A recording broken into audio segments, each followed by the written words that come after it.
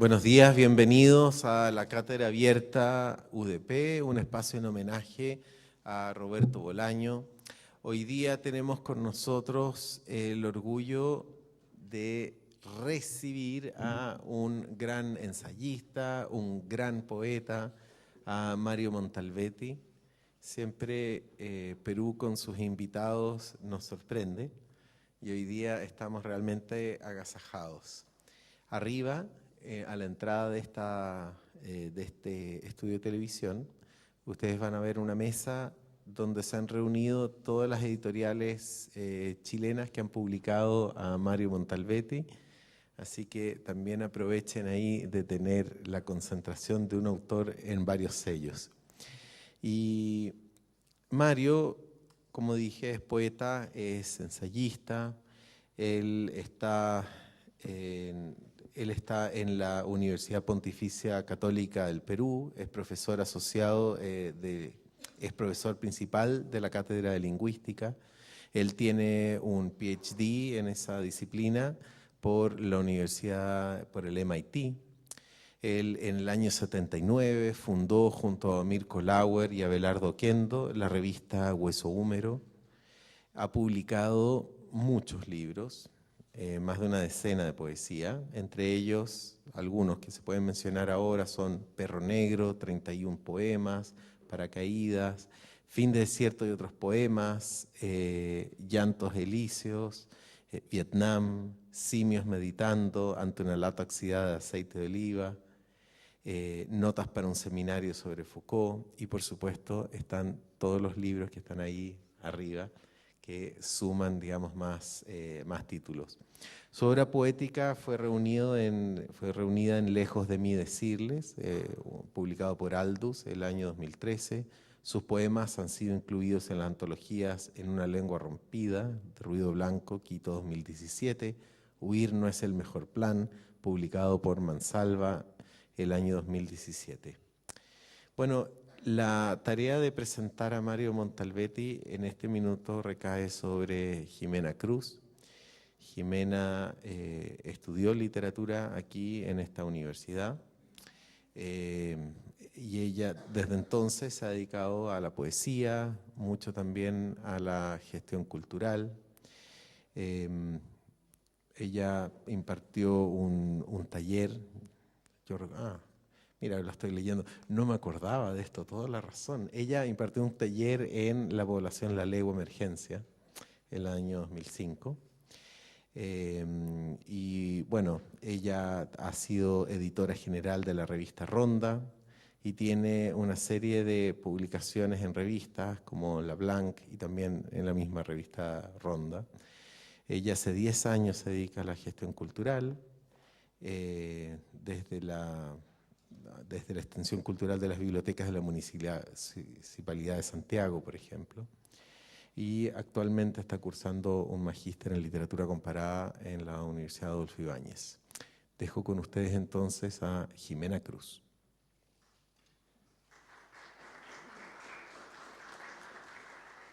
Hola, gracias. Cuando Rodrigo me invitó a presentar a Mario Montalbetti en esta cátedra... ¿Perdón? ¿Ahí sí? Perdón, ya, de nuevo. Hola.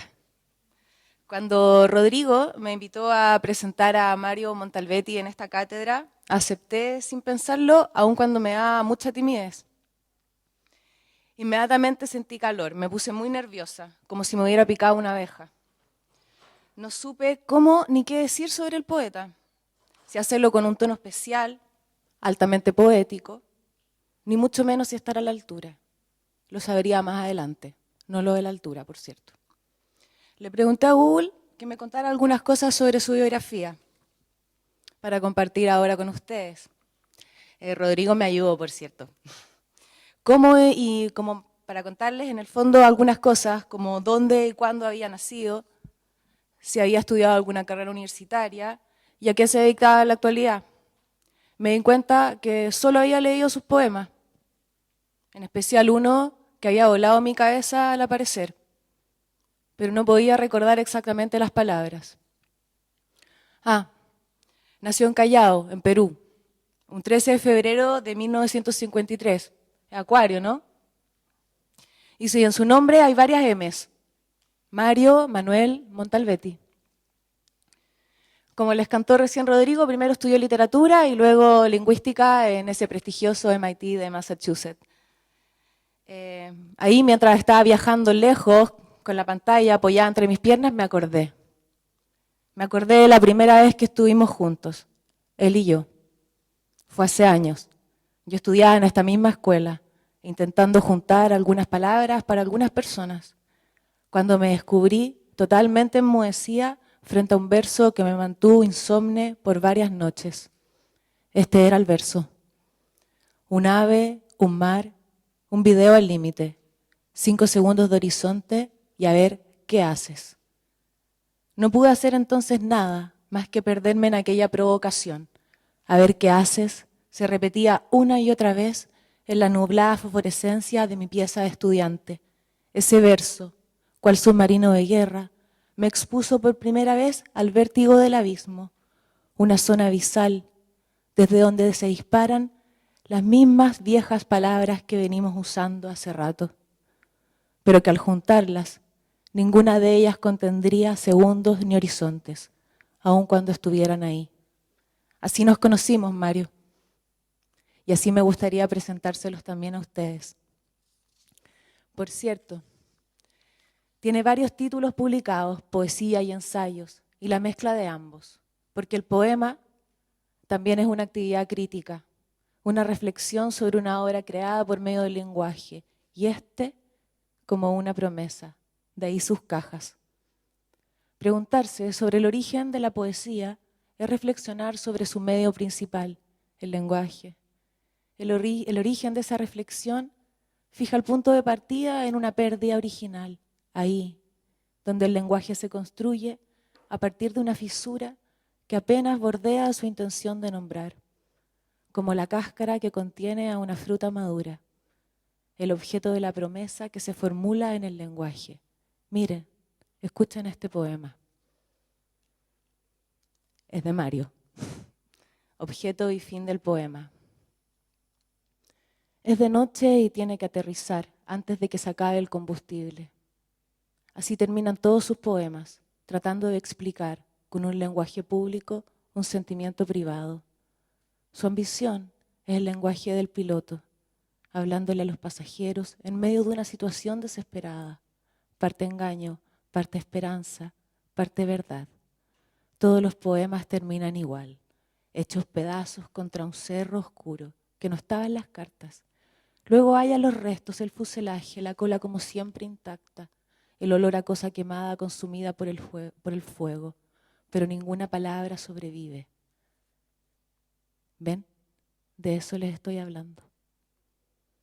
La reflexión sobre la arquitectura del poema lleva al cuestionamiento de las posibilidades sugeridas en su naturaleza y que se revelan, al menos para mí, como los límites de un imposible, algo incompleto, en proceso y cambiante, tal como se abren las mañanas, y a ver qué hacen. Así que ahora solo me queda el más tremendo honor de presentarles a Mario Montalbetti, el poeta que se fue de lengua.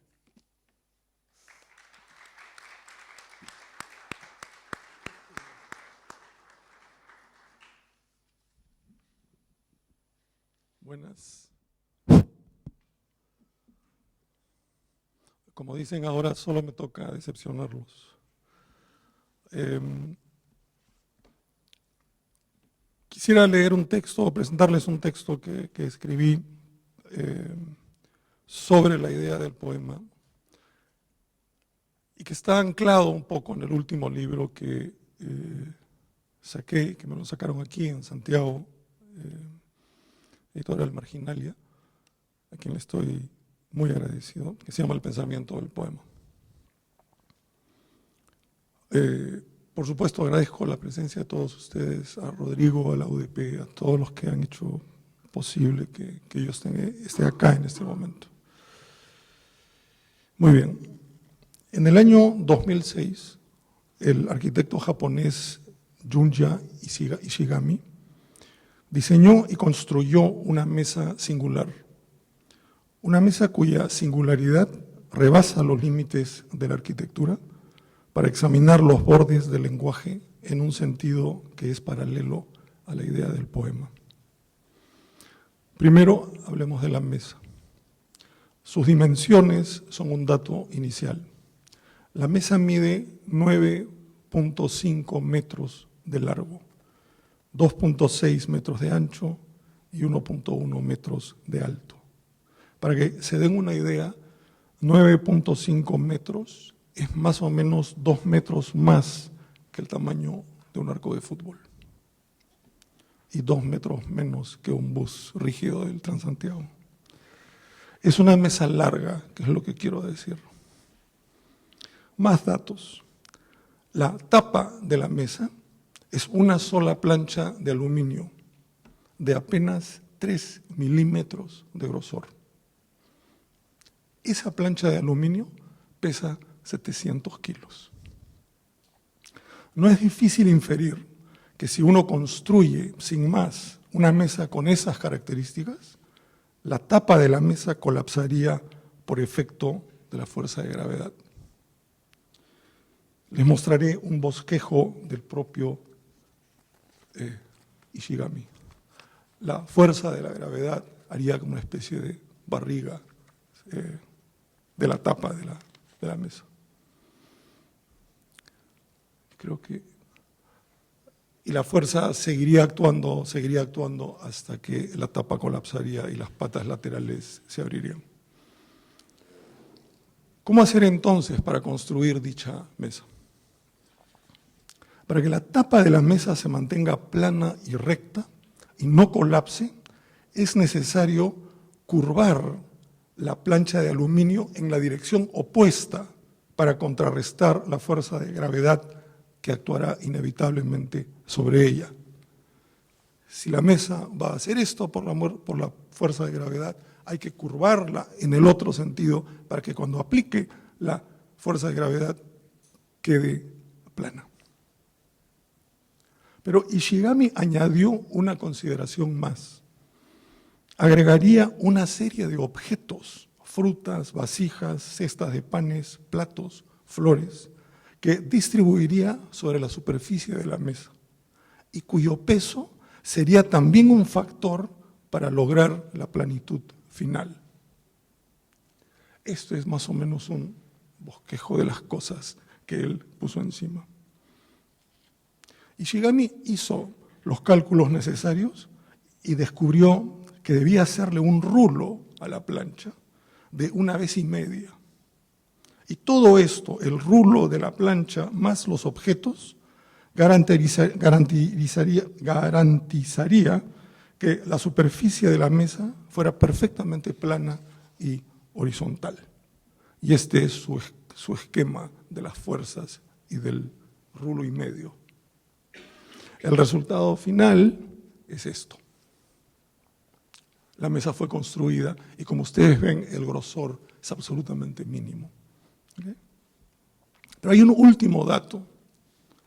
Googleen esto, Ishigami mesa, y hay un video donde el efecto que voy a mencionar a continuación vale la pena ver.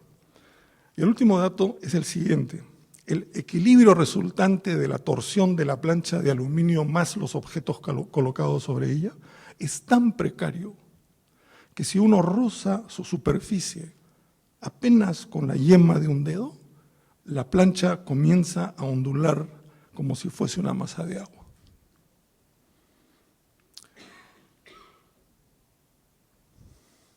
Ahora podemos preguntarnos, ¿qué fue lo que hizo Ishigami? ¿Una mesa? ¿Es una mesa? Un comentarista ha escrito que se trata de una mesa imposiblemente delgada.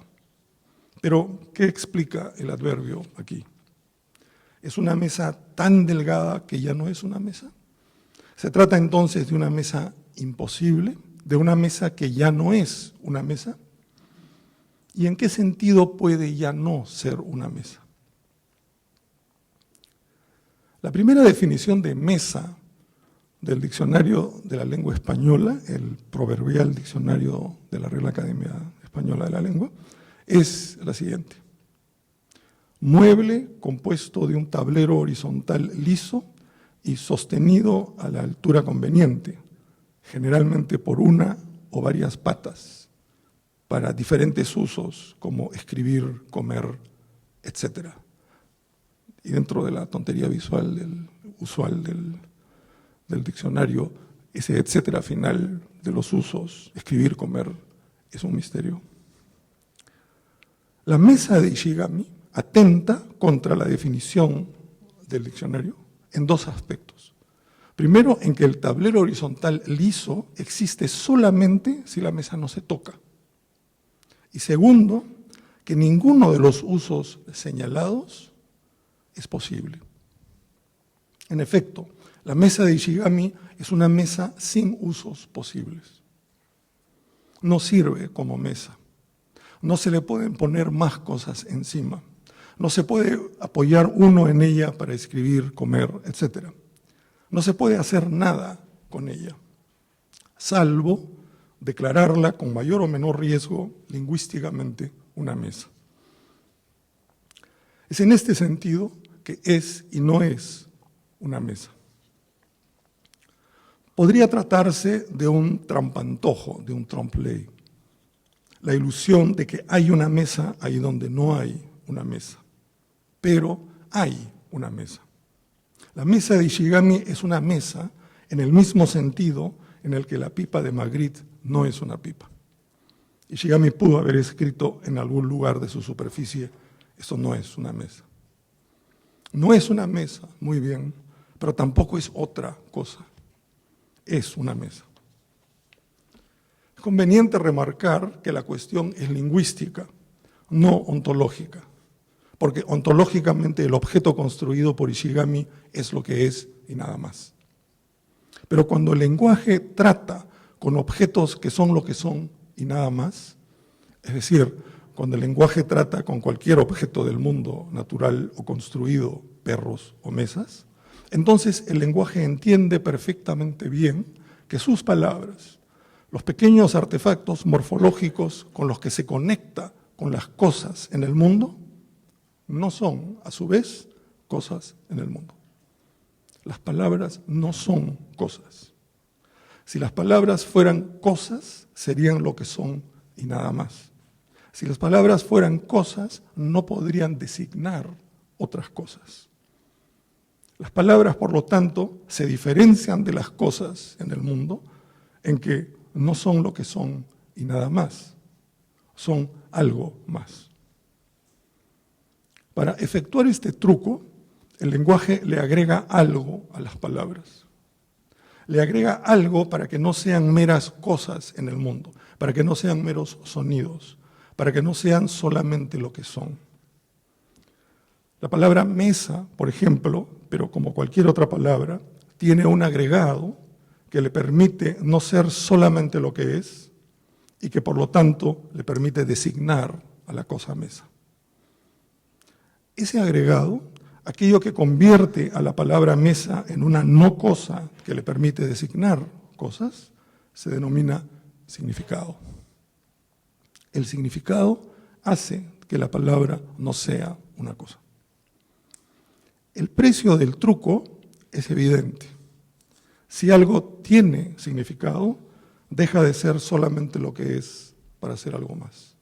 Y esto porque su ser no se agota en sí mismo, sino en un salir fuera de sí para completarse en algo distinto de sí mismo.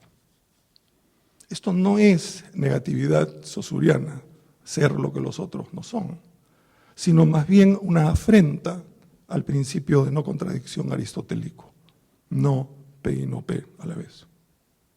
Las cosas no tienen significado, las cosas son lo que son y nada más.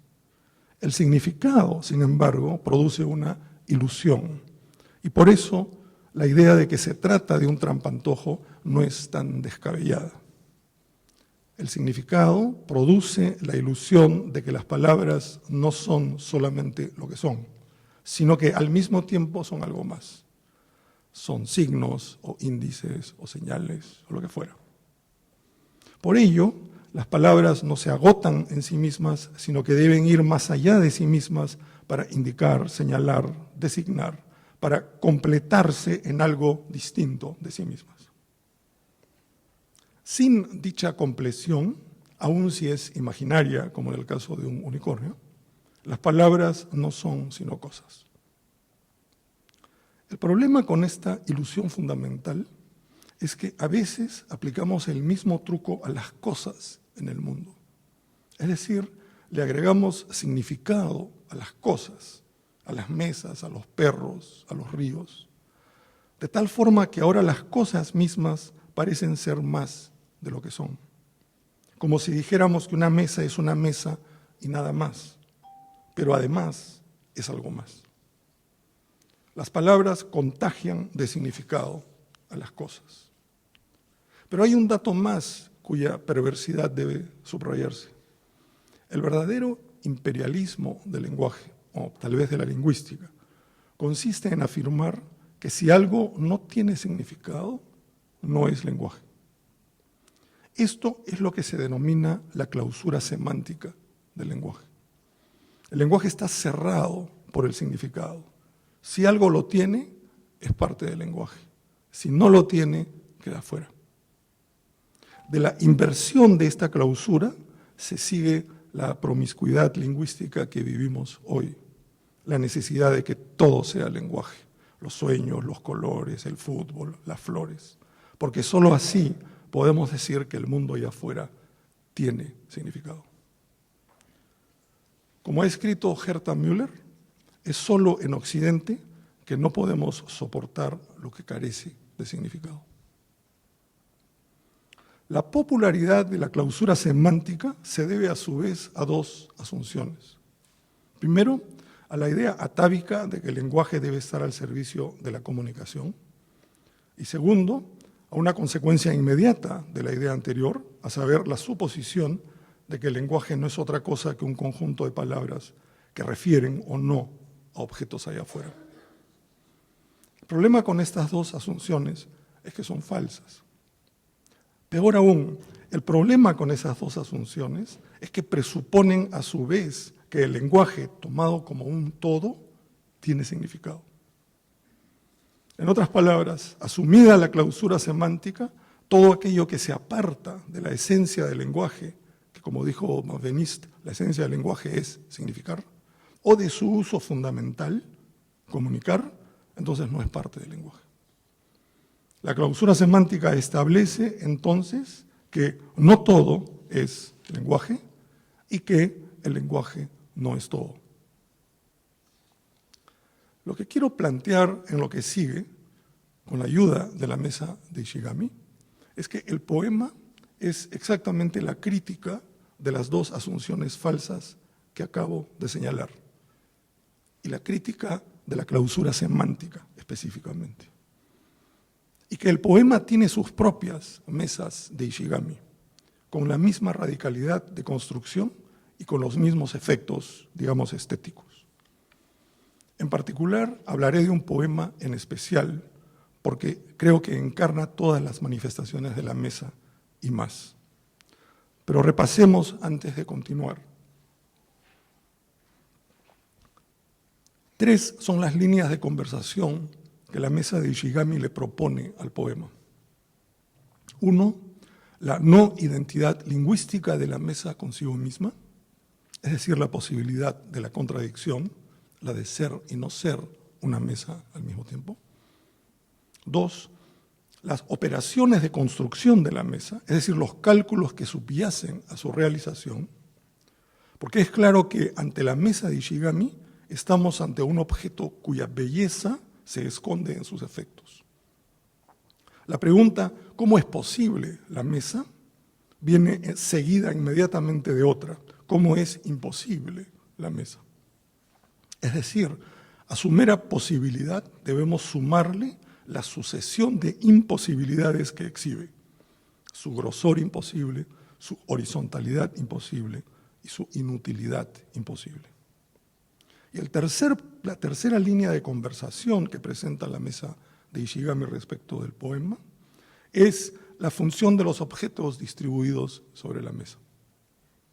Y quiero enfocarme en lo que sigue en este tercer punto, en la mesa y su relación con los objetos colocados sobre ella.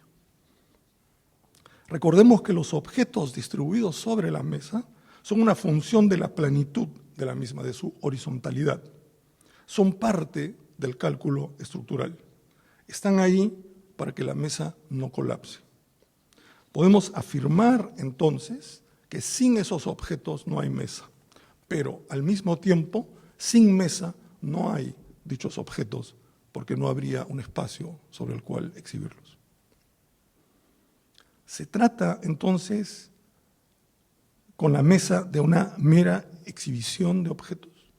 Sin duda esa es la primera impresión. Se trata de una mesa con objetos encima y nuestra atención se vuelve inmediatamente hacia los objetos para examinarlos, nombrarlos, catalogarlos, dejando de lado la mesa misma. En efecto, probablemente haríamos una lista de dichos objetos: flor, pan, plato, vasija, y nos deleitaríamos con la seguridad que ofrece la clausura semántica. Pero uno podría preguntarse, ¿tuvieron que ser esos precisos objetos sobre la mesa?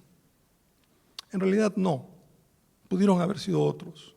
En lugar de panes, pescados, en lugar de platos, ceniceros. Los objetos son más bien ordinarios. Entonces, a continuación uno se acerca y toca uno de los objetos o roza apenas la superficie de la mesa y toda la mesa entra en movimiento y comienza a ondular como olas sobre un lago apenas tocado por una brisa leve.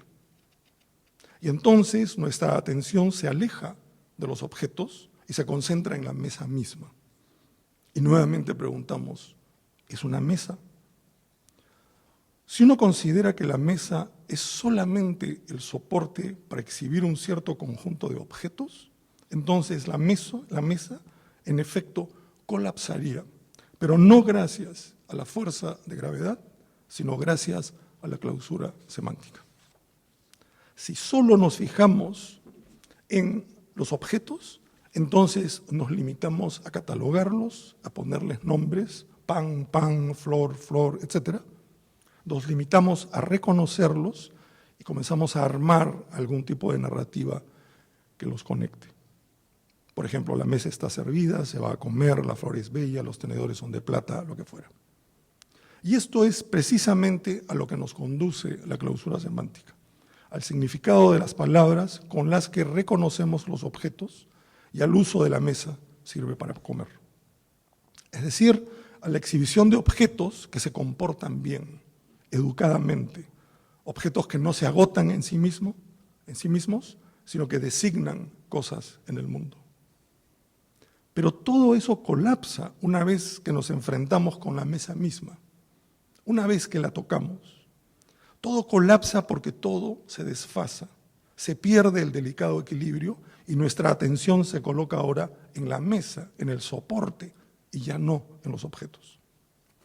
Y no importa si la palabra pan designaba un cierto objeto sobre la mesa. Ahora reconocemos, como reconoció Platón en su Carta Séptima, que los nombres no son estables o que tienen toda la estabilidad de la mesa sobre la que están servidos. Un poema es algo muy similar. Hay un tipo de poema que se contenta con exhibir, con poner palabras sobre la mesa, que se contenta con que las palabras signifiquen, comuniquen, designen, etc. Sobre una mesa más bien ordinaria y común, de tal manera que la mesa misma hasta puede ignorarse. Y hay otro tipo de poema que no se contenta con exhibir, o más bien que se interesa en la relación entre la mesa y los objetos sobre ella. Hay poemas que se interesan en el espacio sobre el cual se colocan las palabras. Y las palabras se vuelven parte del cálculo que permite que el poema adquiera un equilibrio precario. De tal forma que cuando se lee, cuando se toca, cuando apenas una leve brisa lo acaricia momentáneamente, todo el poema entra en movimiento. Y es ahora el movimiento en lo que nos fijamos y no en las palabras que se habían colocado sobre su superficie. Quiero mostrarles ahora entonces un poema en el que todo esto ocurre de una manera extraordinariamente radical. Es un poema muy extraño, por decirlo menos, de César Vallejo, y pertenece a esa gran cosecha de poemas que Vallejo escribió en París en septiembre de 1937, medio año antes de morir. Y creo que hay unas hojas que han repartido entre ustedes. Como le dije a Rodrigo, si no les gusta la conferencia, al menos tienen un souvenir. Es un buen poema de Vallejo. El poema es sorprendentemente el siguiente. ¿Hay más?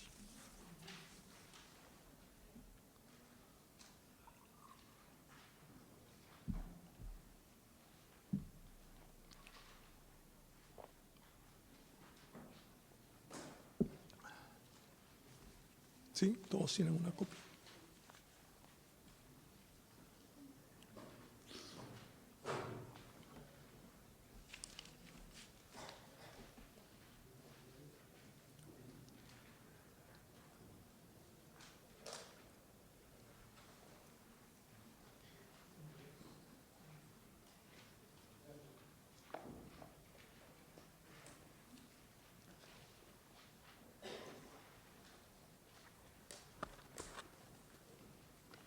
Es cierto, pude haberlo puesto, pero detesto las pantallas. O sea que así esta vez se lo pueden llevar. Ok. El poema no tiene título y a veces es referido por los dos primeros sintagmas nominales, la paz, la avispa. La paz, la avispa, el taco, las vertientes, el muerto, los decilitros, el búho, los lugares, la tiña, los sarcófagos, el vaso, las morenas, el desconocimiento, la olla, el monaguillo, las gotas, el olvido, la potestad, los primos, los arcángeles, la aguja, los párrocos, el ébano, el desaire, la parte, el tipo, el estupor, el alma. Dúctil, azafranado, externo, nítido, portátil, viejo, 13, ensangrentado, fotografiadas, listas, tumefactas, conexas, largas, encintadas, pérfidas, ardiendo, comparando, viviendo, enfureciéndose, golpeando, analizando, oyendo, estremeciéndose, muriendo, sosteniéndose, situándose, llorando. Después, estos, aquí, después, encima, quizá, mientras, detrás, tanto, tan nunca, debajo, acaso, lejos. Siempre, aquello, mañana, cuánto. Lo horrible, lo suntuario, lo lentísimo, lo augusto, lo infructuoso, lo aciago, lo crispante, lo mojado, lo fatal, lo todo, lo purísimo, lo lóbrego, lo acerbo, lo satánico, lo táctil, lo profundo. El poema suele ser calificado por la crítica de experimental, que es el adjetivo respetuoso con el que la crítica califica algo cuando venera al autor, pero no entiende muy bien qué es lo que está pasando. Y sin embargo, ahí está. Vallejo ha construido una mesa de Ishigami. La mesa sobre la que ha colocado sus objetos, sus palabras, es imposiblemente delgada. En realidad, es tan delgada que es invisible. El poema es un poema y no es un poema. ¿Dónde está el poema de Vallejo?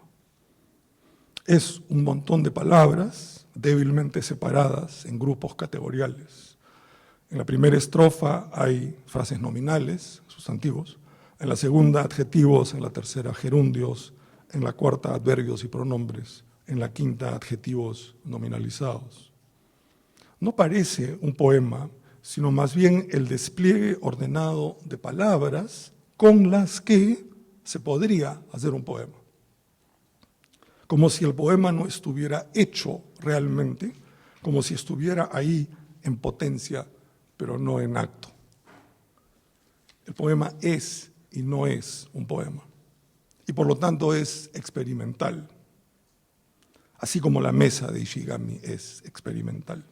Pero sospecho que el poema de Vallejo va mucho más allá y sería demasiado cómodo quedarnos con su experimentalidad para terminar no diciendo nada. Hay algo que es obvio que le falta al poema, como si se tratara del hueco lacaniano alrededor del cual giran todos nuestros discursos. Algo que, por su ausencia, el poema pone en evidencia. Y eso es la sintaxis. Al poema le faltan las articulaciones entre las palabras que exhibe. Y es por eso que aparentemente no es un poema. Pero sabemos que Vallejo es mejor poeta que nosotros lectores. Vallejo escondió el poema disfrazándolo de no poema. El espacio poético sobre el que Vallejo colocó las palabras es imposiblemente delgado, como la mesa de Ishigami. Es tan delgado que resulta invisible. Y en eso radica el magnífico logro que coloca ante nuestros ojos.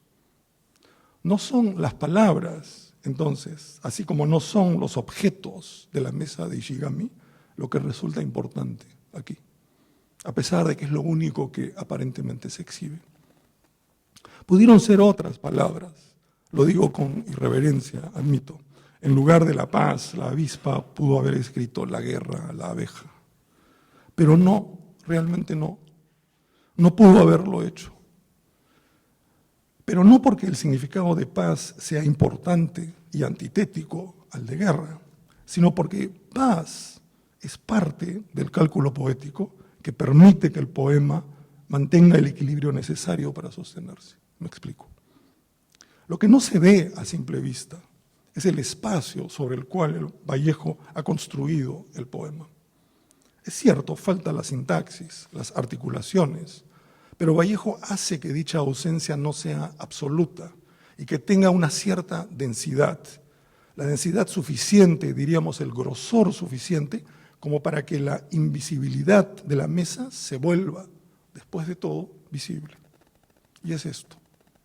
El poema está construido en base a una conversación entre dos tipos de versos, endecasílabos, de 11 sílabas, y heptasílabos, de 7.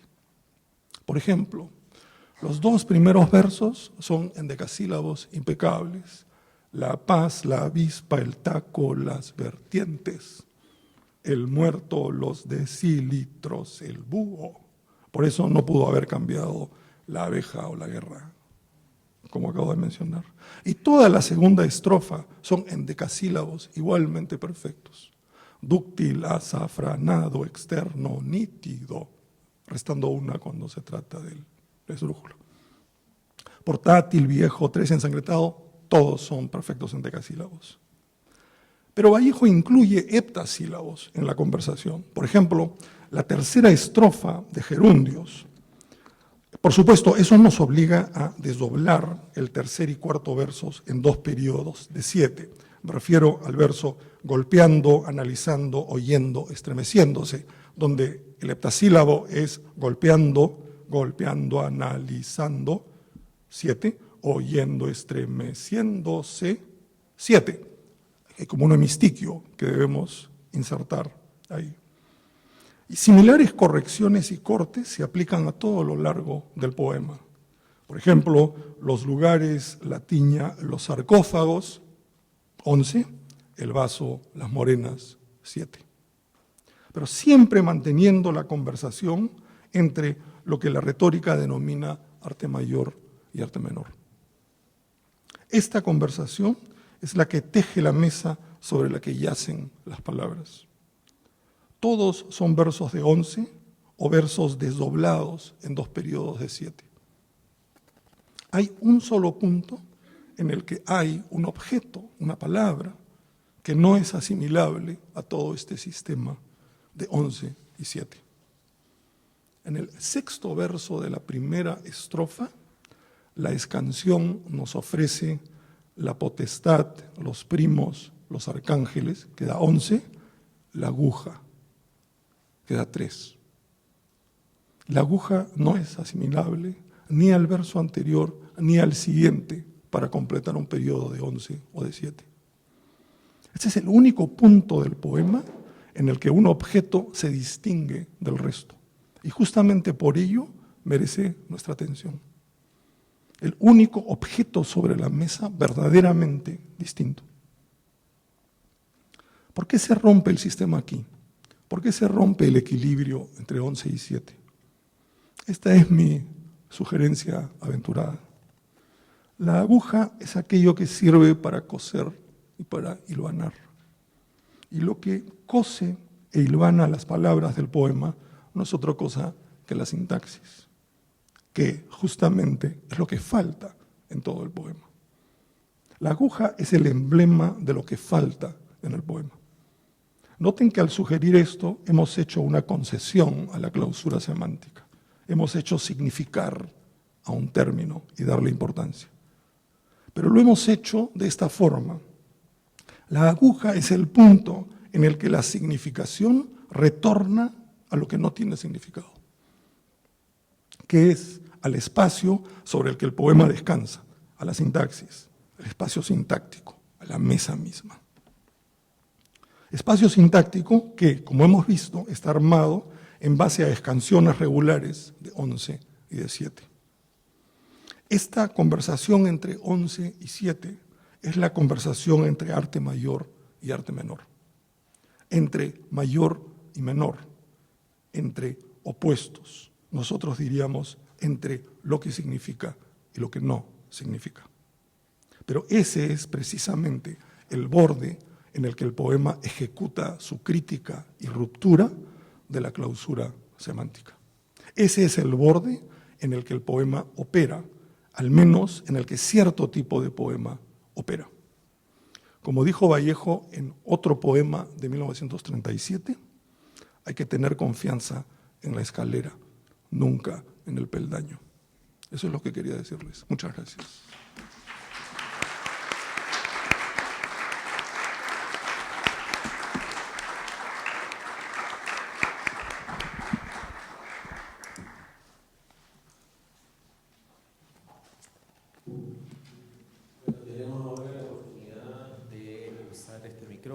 De participar, de hacer preguntas.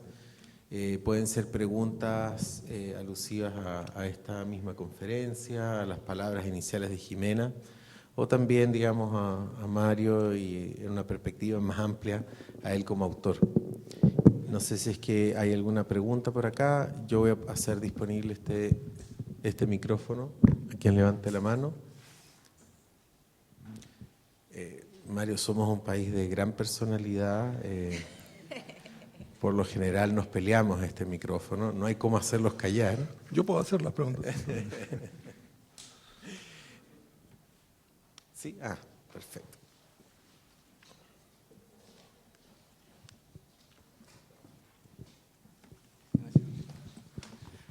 Bueno, me gustaría preguntar cómo... por la enumeración, que acá es como el principio compositivo del texto y es como lo que permite la acumulación de elementos, digamos. Y claro, y como no hay sintaxis, la sintaxis no se ve cuál sería como el contexto, digamos. Y eso me recordó dos cosas, como la parte del cuento de Borges muy conocido del Aleph, esa enumeración como bien caótica, y también me hizo pensar en el libro Alfabeto de Inger Christensen, donde es una gran enumeración, pero está conducido por un sistema que es como que hace funcionar el libro, digamos, y que es como tiene una base que es mucho más matemática, como la secuencia áurea, ¿no? De Fibonacci.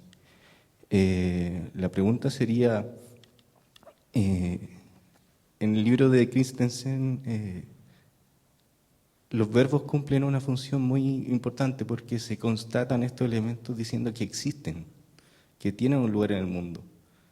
Entonces, yo creo que habría como un vínculo, habría como una constatación del vínculo que va de las palabras a las cosas.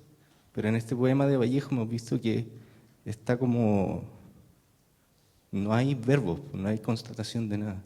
Me gustaría saber cómo ves los otros casos que yo te menciono, que sería como el Aleph, que podría tener como una base como un poco esotérica, y el caso de Inger Christensen, que se apoya como en la matemática.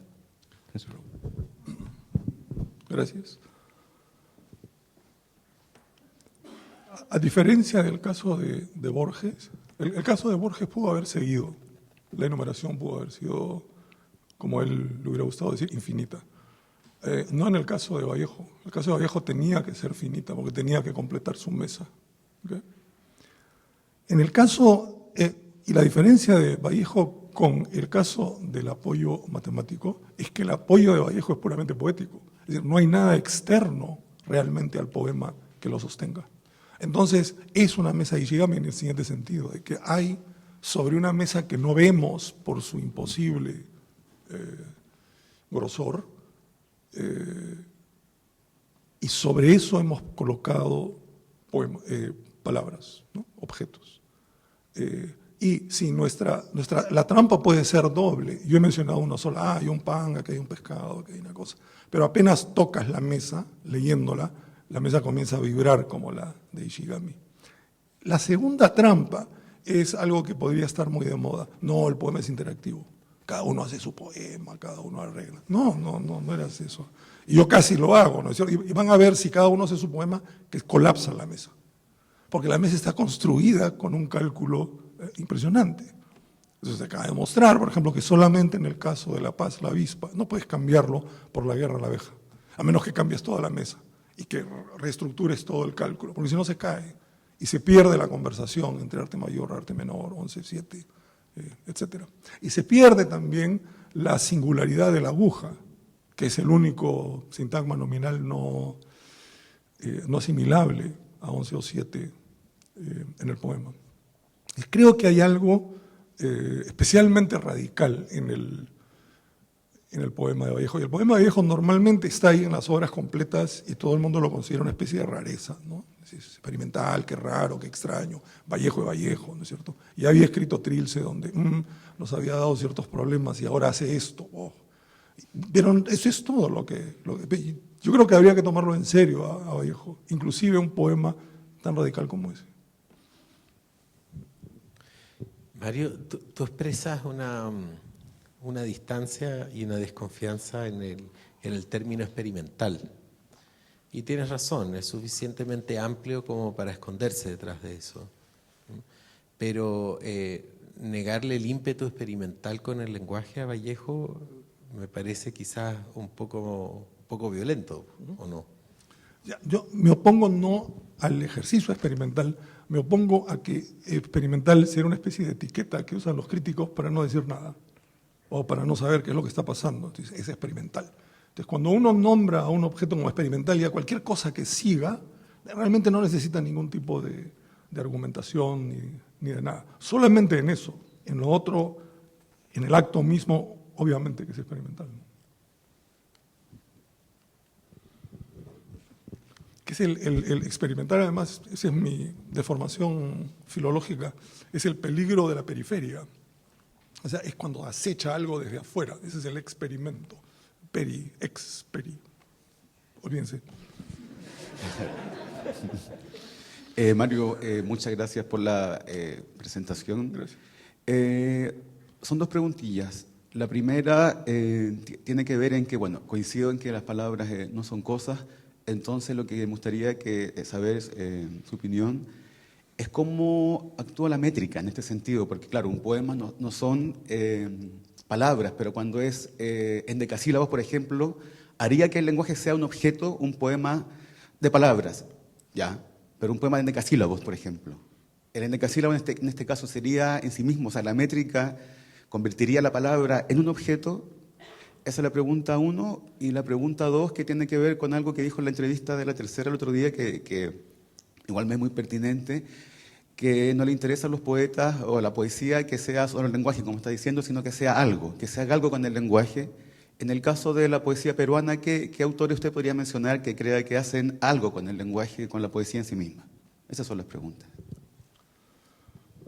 La respuesta a la primera pregunta la daré mañana en Valparaíso a las 7 en la Sebastiana, pero básicamente es lo siguiente.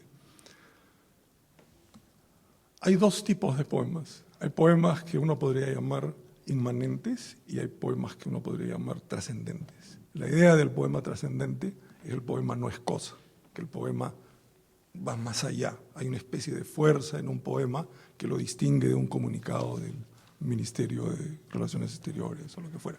Hay algo en el poema que te lleva a otra cosa. Y el instrumento básico para el poema, entre comillas, trascendente, es la metáfora, es la imagen, es el símbolo. Ah, esto significa esta otra cosa. Nunca me quedo en el objeto, sino que trasciendo el objeto para ir más allá. Esos poemas a mí no me gustan mucho. Entonces, propongo la lectura y el poema inmanente. Ahora, es obvio que el poema tiene una fuerza que lo saca de sí mismo y lo lleva más allá. Y eso es básicamente lo que distingue a un texto poético de uno no poético. ¿Okay? Entonces, ¿cómo hacer para conciliar la inmanencia con esta fuerza que va hacia afuera? Y hay una solución, y es que dejarlo que vaya hacia afuera. No hay ningún problema con eso. Pero no va a otro lugar, que es el caso típico de la metáfora, ¿no? El poema te lleva a otro lugar, y te lleva a otro lugar, y entonces lo que haces es desestimar ya el poema y quedarte en el otro lugar, que es lo verdaderamente valioso, aparentemente. No, lo que podríamos hacer es aprovechar la viada que te saca del poema para regresar al poema. El poema lo que hace es, te bota del poema a condición de que regreses a él. El problema cuando regresas al poema, ¿y qué es este recorrido? Es un poco todo lo que yo he dicho, lo que se puede llamar una, entre comillas, interpretación. Decir un montón de cosas del poema, pero de tal manera que regresen al poema. ¿Okay? El problema con eso es que cuando regresas al poema, el poema que encuentras es diferente del poema del que comenzaste. O sea, hay una distancia entre el poema inicial y aquel al que llegaste después de toda tu labor de indagación, de interpretación, de búsqueda, de lo que fuera. Y entonces hay una especie de imagen doble que produce este ejercicio, la del poema original y la del poema al que llegaste. Y yo creo que el efecto estético, lo que puede llamarse estética con muchísimas comillas, es justamente esa distorsión entre el objeto inicial y el objeto, el mismo objeto al que llegaste luego de una vuelta. ¿Okay? Y eso mantiene la inmanencia del poema. No vas a ningún otro lado, te quedas en el poema. ¿Okay? Más o menos, digamos, eso. La segunda pregunta, en efecto, a mí no me interesa tanto lo que los poetas dicen. Es terrible, no suena bien. Un momento. No me interesa tanto lo que dicen, ¿okay? Sino lo que le hacen al lenguaje, que es algo que yo he venido repitiendo. O sea, que nuestra tarea más interesante para mí es que le hacemos cosas al lenguaje. ¿Quién hace eso en el Perú? Buena pregunta. Bueno, Roger es un caso singular de eso, lo hace a su manera, Roger Santibáñez. Hay un grupo de personas, con la muerte de Cisneros y Nostroza y Verástegui, el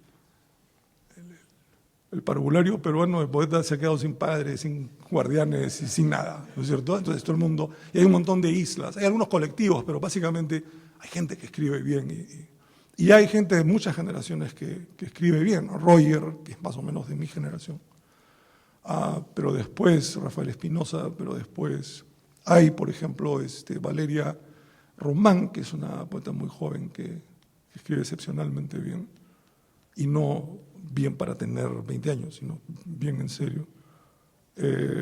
Luego está Rosa Granda, que hace cosas sumamente interesantes. Es decir, podría nombrar muchísimos, pero que justamente son, y casi todas estas personas no estudiaron literatura, estudiaron filosofía o lingüística o alguna otra cosa.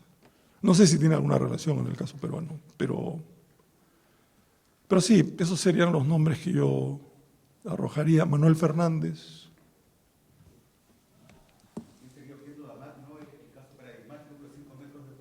No, sí, pero estaba hablando de los vivos todavía. Sí, claro. No, por supuesto. Lo de Oquendo es vital. No solamente lo de Oquendo, sino lo de Paredes, lo de todo Peralta, perdón, lo de todo el vanguardismo puneño peruano es fundamental. Pero nuevamente, porque fue tratado de experimental, nunca hay muchos estudios buenos sobre ello, sobre realmente qué es lo que hicieron con el lenguaje. Ahí hay más.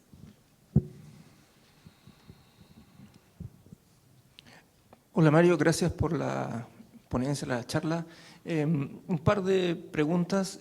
Lo que propones sobre la mesa de Ishigami, la relación con el poema de Vallejo, tu idea de la metáfora, ¿es una manera de explicar o una nueva manera de explicar quizás la máxima de Williams, no ideas sino las cosas? Y si cuando hablas de esta metáfora que es volver al poema, pero el poema transformado, quizás lo que mencionan algunos filósofos, ¿no? De estas metáforas de inversión, la metáfora de lo irrepresentable, va por ahí, ¿no? Y una segunda cosa, antes de... Y si tú atribuyes quizás a la juventud de nuestras tradiciones que aún pesa demasiado, ¿no? El poeta que quiere decir, digamos. Bueno, sí. Ahora, comenzaré por esto último. O sea, sí, estas tradiciones pesan, pero felizmente pesan, ¿no? Y creo que es decir, Chile y Perú son las dos grandes tradiciones, a mi juicio, poéticas de América, ¿cierto? E incluyo a México, no sé si injustamente, pero creo que Chile y Perú son, sobre todo hablando del siglo XX, digamos, es lo más significativo. Y creo que no hay ningún poeta peruano, y espero que no haya ningún poeta chileno, que no haya leído a Vallejo, no haya leído respectivamente a Neruda, es decir, que no sea el sonso. O sea, sí, puedes decir, voy a hacer un parricida, voy a matar a todos, la autoridad es un desastre, sí, pero los has leído, ¿no es cierto? Y si no los has leído, no hay forma de que seas parricida. Como digo, una vez dijo, creo que era Wittgenstein, si tú quieres derrumbar una puerta, lo mejor que tienes que hacer es asegurarte de que los goznes estén en su sitio. Entonces puedes abrirla e ir a otro lado. Si simplemente la destruyes, te quedas en tu sitio, ¿no? El peso de la tradición es muy fuerte, pero al mismo tiempo es toda la riqueza con la que podamos escribir. Lo único que podemos hacer realmente es conocer esa tradición. Hay una especie de cosa extraña que ocurre en los talleres de creación literaria, donde la máxima parece ser más bien la de la gran filósofa americana Madonna, ¿no? Que dice, express yourself, ¿no? Entonces, lo único que podemos, exprésate, ¿no es cierto? Y lo único que realmente tienes interesante que expresar, creo yo, dura 2 minutos, 3 minutos, ¿no? Y cuando terminó la cerveza, imagino que se acabó. No se trata de express yourself. Yo creo que lo que se trata, y por eso le decía a Rodrigo, que en lugar de un taller de escritura creativa deberíamos tener un taller de lectura creativa. O sea, leamos mejor. Y si lees mejor, vas a escribir mejor, ¿cierto?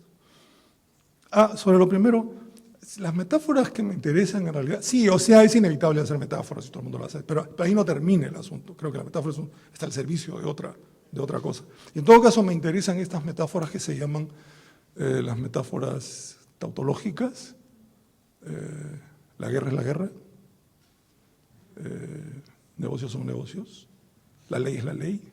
Me parece fantástico, esas son las grandes metáforas para mí, porque son absolutamente verdaderas, tautológicas. Zizek ha escrito sobre esto, pero en realidad ninguno de los dos negocios, ninguna de las dos leyes es la misma. Entonces hay que hacer un trabajo de desarmar la metáfora para ver realmente de qué está hablando, ¿cierto?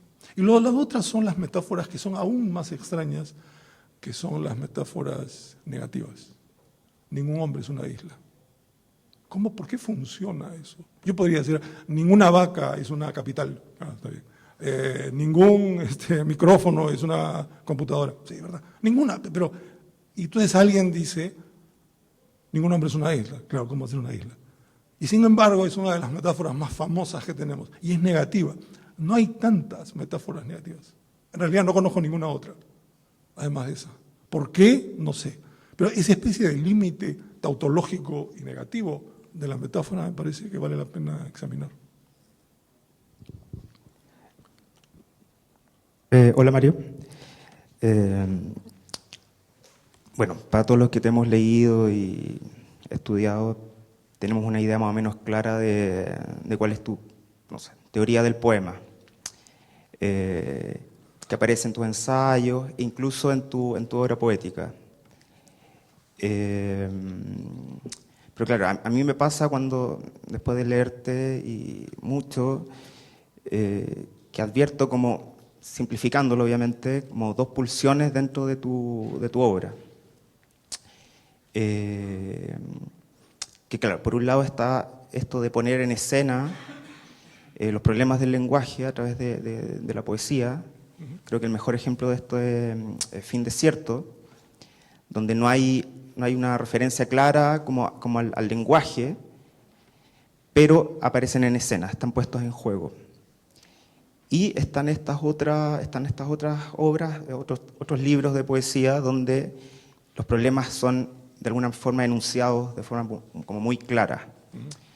No sé, el ejemplo paradigmático es Objeto y fin del poema, que a partir de una analogía planteas una arte poética que es bastante clara, bastante transparente, y en vez de producirse esto desde la mesa de Ichigami, donde, no sé, el lenguaje vibre, aparece esta mesa como con materiales sólidos, muy consolidada, donde es difícil que vibren las cosas.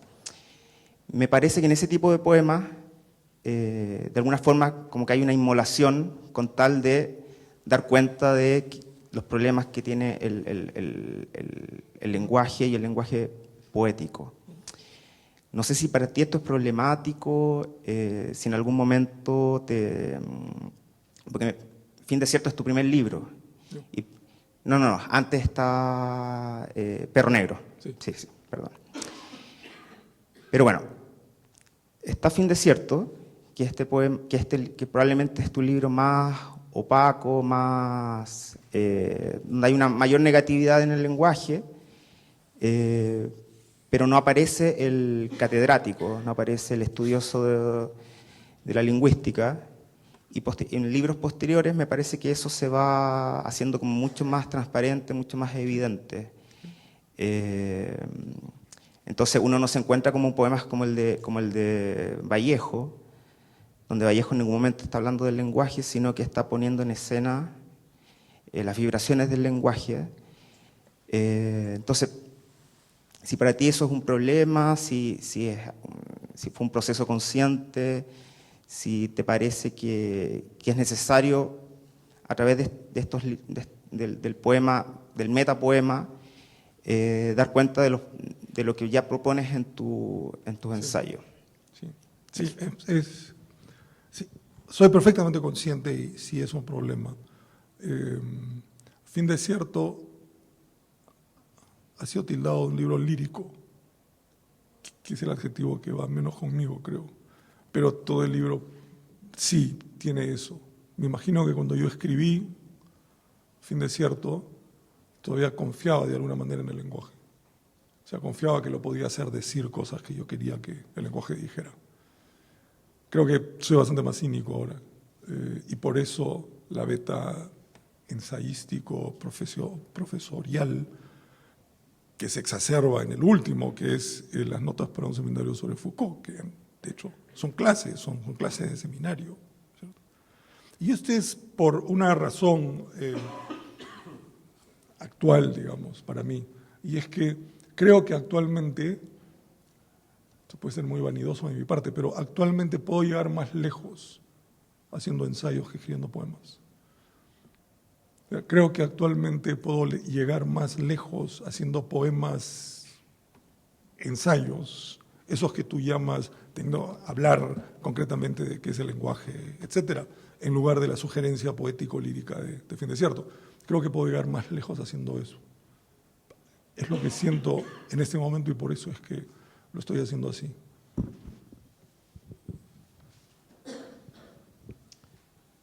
Mario, Sí. en tu ejemplo de la mesa de Ichigami, Sí.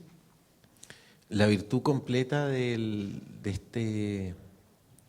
esta mesa es justamente su habilidad de ser liviana y a su vez también negar su peso. Es decir, está construida en contra de la gravedad. Ujú.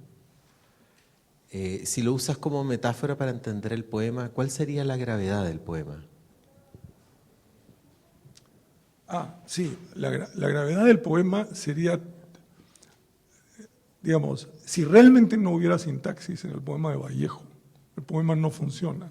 Por eso mucha gente dice, no es un poema, va a ser un poema. O sea, el peso de las palabras haría colapsar, sería la fuerza de la gravedad. O sea, el peso de las palabras quiere decir la necesidad que vemos en las palabras de comunicar, de designar, de referir, etcétera, haría que el poema se caiga. La confianza en el lenguaje que es capaz de decir. Sí. Como decía Lacan, di, pero no digas.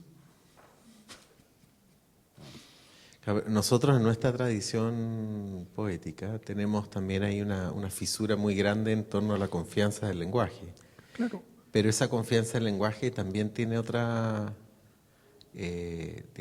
también tiene otra cara que es extralingüística, digamos, que es de la política diaria también. Sí, pero además tienen otro aspecto que en el Perú es desconocido. Ustedes, o sea, hay muchos poetas de primera línea que son artistas plásticos de primera línea. Eso no existe en el Perú. Nuestra confianza en el verbo es así ciega. No hay, sí, hay unos que hacen dibujitos y todo, pero no estoy hablando de eso, ¿no es cierto? Estoy hablando de cómo se complementa y por eso menciono en fin, que tres poetas que no son los únicos, pero tres poetas que me interesan son Maqueira, Martínez y Zurita, porque justamente hay una parte de esa obra que justamente no se agota en lo verbal, ¿cierto? Que necesita una especie de contrapeso por otro lado, además del político, que sí lo entiendo. Pero en términos puramente artísticos, por utilizar una palabra tonta, sí, hay una diferencia grande entre la forma, o sea, la importancia de la plástica en la poesía chilena frente a la misma importancia de la poesía peruana, que es casi nula, hasta donde yo sé. Qué interesante ese ejemplo, porque justamente has mencionado a poetas que van más allá, digamos, de lo escrito, entran en el terreno de lo visual, pero cada uno con distintas nociones de confianza en torno al lenguaje. Así es. O sea, la desconfianza de la desconfianza de Martínez es lo que lo lleva, digamos, también a buscar, a integrar, digamos, otros lenguajes, y la confianza es lo que lleva a Zurita también. Zurita tiene plena confianza. Claro. Pero Homero tenía plena confianza. O sea, lo que quiero decir, eso es más, eso no te hace ni bueno ni malo, ¿no es cierto? Melville tenía plena confianza en el lenguaje. Pero hay otros que no. Bueno, aquí hay una pregunta más.